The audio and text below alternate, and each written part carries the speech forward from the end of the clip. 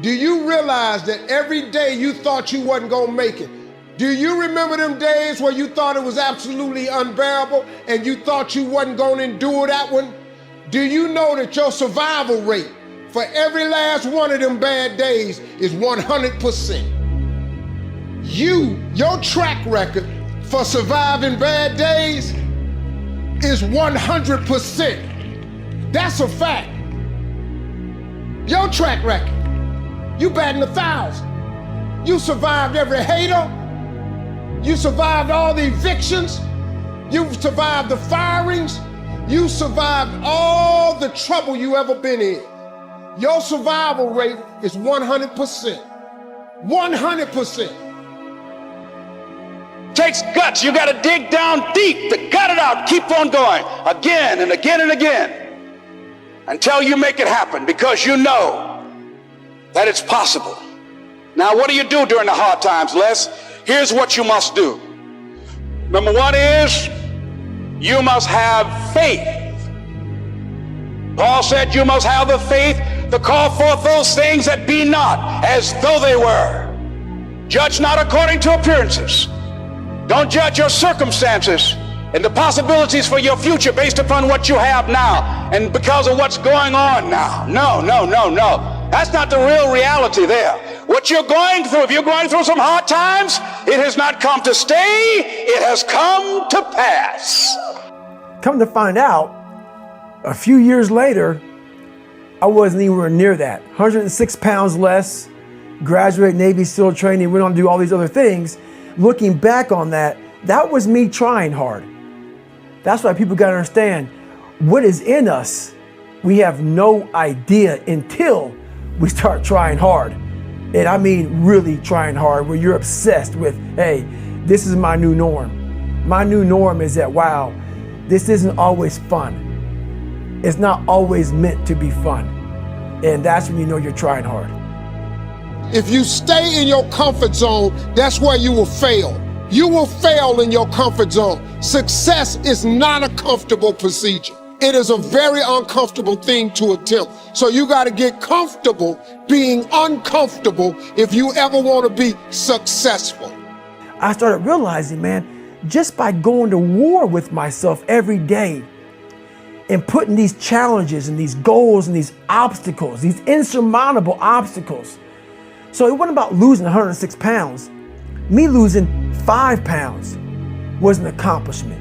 Me losing 10 pounds and then 50 pounds. And then the more I did this, the more I gained confidence. And then the more I gained confidence, the more I realized, these Navy SEALs, man. These guys can't do what I'm doing right now. I had no coach, had no trainer, had no money. I didn't know how to lose weight. I had no knowledge of what I was doing. I was just working. I was just sacrificing. And then through that, all these different tools started coming up. But I would have never found these tools if I didn't put myself in a very uncomfortable place. We all look for toughness. We all want it, but we look for it in a comfortable environment. You will not find toughness in a comfortable environment. Those of you who are listening to this, whoever hear this, you will not find it. I was trying to look for it everywhere. The only way you find it is to drown yourself in a position where you're just out of sorts, where you can't swim and you're drowning. We have two primary choices in life. We can either accept conditions as they exist, or we can take the responsibility to change them. See, a lot of people want to exempt themselves from taking responsibility. All they want to do is talk about the problem. Every time you see them, they'll tell you their story over and over and over and over again. No. You want to take responsibility for your life. I got me here, I can get me out of this. And I'm getting out. I'm not going to be a volunteer victim. Don't complain. Don't talk negative. That's average people talk normal. Average people talk problems. The greats talk solutions. Average people use their time to whine and complain. Average people say it's their boss' fault. It's their mother's fault. I used to be average. I used to say, when is my daddy coming to get me? When is my biological father gonna come in my life? And while I would talk like that, I ended up getting kicked out of school. And while I talk like that, I ended up being homeless. And while I talk like that, I was broke. And then one day I woke up and said, Eric, nobody's coming to save you. Nobody's coming to get you. But you can go to the library and get yourself.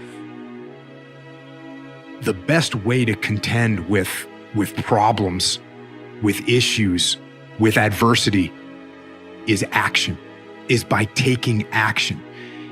The more you sit and the more you wait and the more time you spend with that adversity, with the upper hand inside your head, the worse it's gonna get. Don't let yourself be vulnerable to weakness. Don't let weakness consume you. Don't let hopelessness consume you. Be about your business. Understand that you got to keep living and living strong. So if you're in the woods and you don't know where to go, start walking. You got to start walking because the perspective's not going to change. You have to start moving forward. You have to start taking steps in order to improve your vision, improve your perspective, change your perspective, make some kind of progress. And worst case scenario, you figure out that you walked the wrong direction. Okay, now you can go walk in the other direction. And that's going to be fine. But standing there lost and not doing anything is just waiting to die, waiting to starve to death. Don't let that happen. Only a matter of choice. You choose your fate, not your circumstances. So will you choose to be remembered as someone who simply did not have it in them, who wasn't strong enough to get it done? Or will you choose to prevail and inspire the generations that will come after you? They are counting on you. The choice is yours. The Irish poet William Butler Yeats once wrote a poem describing some of the unfortunate characteristics of the modern world. One of the things Yeats noticed was that malevolent people seem to have the most energy, while good people become discouraged and doubtful of their own abilities. The best lack all conviction, while the worst are filled with a passionate intensity. Those are the words Yeats used. It's true that we can look around and see all sorts of things happening that we might wish were not happening, and people doing things that we might not admire. When we see that taking place, it's easy to start thinking, what's the use? What hope do I really have? Why don't I give up on all the things I've been trying to accomplish and just start taking it easy? Even goal-directed people feel that way sometimes. All of us have moments like that. That's when perseverance gets really, really tough. What's the answer? Well, it begins with this question. Who are you working for besides yourself? Who is depending on you? Who will benefit if you persevere and succeed? Who will suffer if you give up and stop trying? Who can you reach out to and help once you've achieved your goals? For many people, the answers to these questions will appear quite readily. If you have a family, your spouse and your children are depending on you. Perhaps even your parents are depending on you now if they're elderly and require some care. But even if you're a single person, or just starting out in your career, you can think of reasons to persevere and succeed that go beyond your personal needs. Maybe you would like to share some of your financial success with the schools that educated you, with the religious institutions that gave you spiritual guidance, or with a hospital that helped to heal you on some occasion. This sharing doesn't have to be limited to money either. If your work has given you certain skills, you can share your time and your abilities. You can, and you should. But even this isn't putting it strongly enough.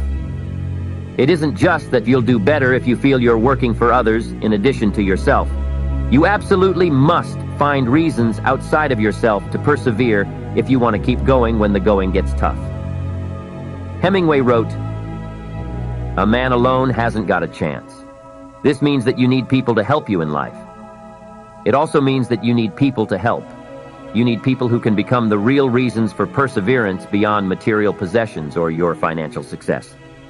What's in it for me can take you only so far. What's in it for somebody besides me can take you as far as you need to go. In the last days of World War II, the American cruiser Indianapolis was sunk by an enemy submarine. This was one of the most tragic incidents of the war for the American forces, and hundreds of men lost their lives. Many who made it through the initial attack had to spend days and nights in the water before rescuers arrived. The experience of trying to stay alive in the water was so overwhelming that many people simply gave up. In fact, the survivors later reported that virtually everyone wanted to give up at one time or another. But whenever someone wanted to quit trying, the others would talk to that person about the people back home who needed him and who were depending on him to survive. And if there was no one who was depending on him right then, they would talk about people in the future who would someday be needing him. People he hadn't yet met. People who hadn't even been born. They conjured up all sorts of reasons above and beyond simply surviving. This motivation, beyond merely thinking of the self, was often the only motivation that made these men persevere. And what was true for those men in wartime is also true in all of our lives, no matter what we're trying to accomplish. We need to look outward for reasons to persevere. Is there a better reason to go on than helping others on the road to your own success? I don't think so. If you want your life to change, here's the source of it all: ideas plus inspiration. The good news is, ideas are not that far away. I've got an excellent phrase for you to consider, one that will serve you well for the rest of your life. Everything you need is within reach. The ideas you need for life change or business change are within listening reach. They are within reading reach. In fact, there's probably a library not too far from you. The problem is, most people pass by libraries. Very few walk in. Andrew Carnegie set up all these libraries across the country thinking everybody would stop in. But no, almost everybody drives right on by. Do you know how many people own a library card in the United States? 3%. And guess how much they cost? Nothing. The ideas are within reach. But here's the key question: who is going to reach? There's a simple biblical phrase that says, "If you seek, you will find." But it's very important to know that finding is reserved for the seekers. We don't find what we need. We find what we search for. If you will search, if you'll try, if you'll go, if you'll listen, ideas are within reach. And ideas are life-changing. There's nothing so powerful as an idea whose time has come. A business idea, a social idea, an investment idea, a good health idea. All you need is a specific idea to make an impact on your life. Ideas can help you gather treasure, gather equity, and gather wealth. 10 years from now, you can be right where you are now, or you can be in a new place. The difference between now and then could be significant in terms of money, lifestyle, treasure, and equity. In 10 years, you can enjoy an incredible life if right here and now you make a small change in your thinking to start you on the journey. The key is to start right now gathering the ideas and making the changes that will take you further along this new road.